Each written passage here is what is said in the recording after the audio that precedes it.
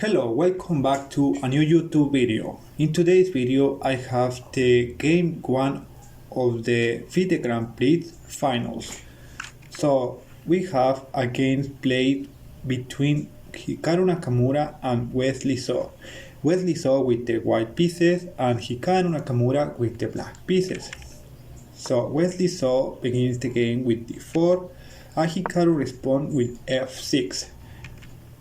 c4, preparing the Ninja Indian defense. This opening is very aggressive and also there are a lot of disadvantage in the game.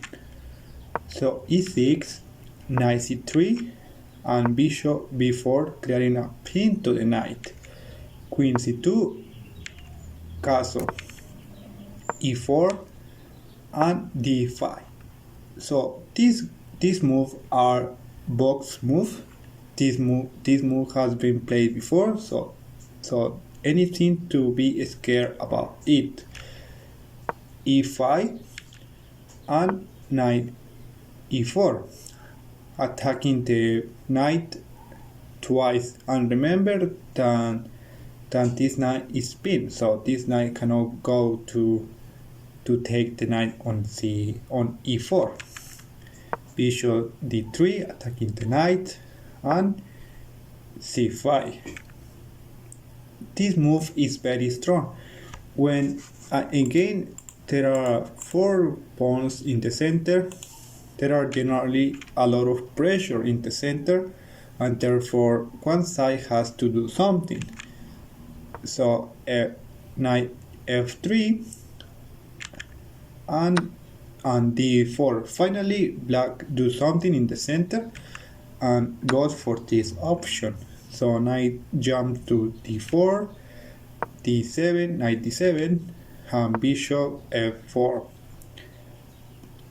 Now this is a very strong move because and very flexible as well, because now the white king can castle off both sides. So therefore now the queen has to do something. What this queen is doing? This queen is attacking this bishop that at the moment cannot retreat because this pawn will be so weak, and if this bishop retreats to the apparently the best option, this knight will go to take this bishop, and now this queen finally will be up a full piece. So g3, the best move, and apparently was the only. So queen retreats to h5 and castle, and pawn g5 and d5. Well, you might be wondering, oh, you are sacrificing the bishop. No, that is simple an illusion. Now this knight is hanging. So therefore, if this pawn takes my bishop, your queen will be so weak, and you are not going to be up a piece because I am going to take your knight on e4. So therefore, that doesn't happen in the match. d5 protecting the knight, and therefore now the bishop of light square now was threatened. So knight jumps to e5, taking the pawn, and pawn f3. Important move. Otherwise, this knight would jump to f3, threatening a very annoying check. So that move was very strong, and now knight goes to d5, attacking this bishop twice. So this bishop has to do something. Bishop chooses to go to f5, and knight e6, closing the communication between both these bishops.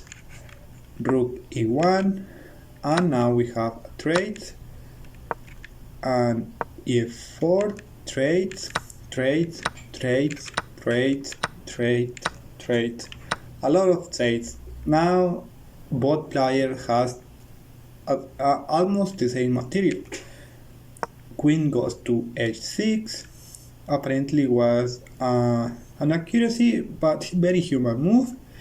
is avoiding being attacked by this rook, and queen goes to c7. This is a very complicated move, so inaccuracies is going to be everywhere. Queen got rook c8 attacking the queen. Very active move. I like this move. And for the cost of one pawn, now this rook will be becoming very strong. So that was the reason, was very strong. Now was it possible to take the pawn? So queen retreats to e5, f6 attacking the queen. Now black apparently give up a pawn, and king h8. So now the queen grabs another pawn and rook c2.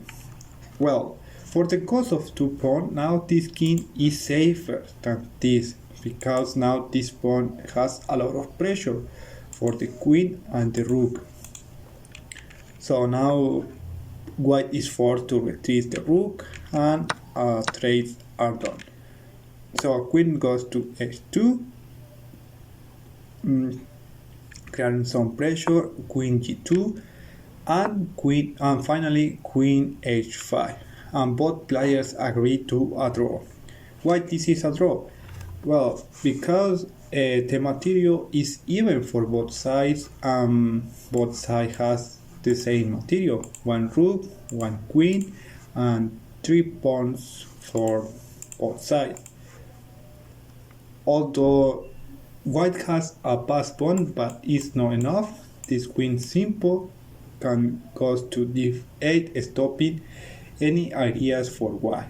So therefore both players agree to a draw, and there was a draw in the day 1 of the finals of the FIDE Grand Prix.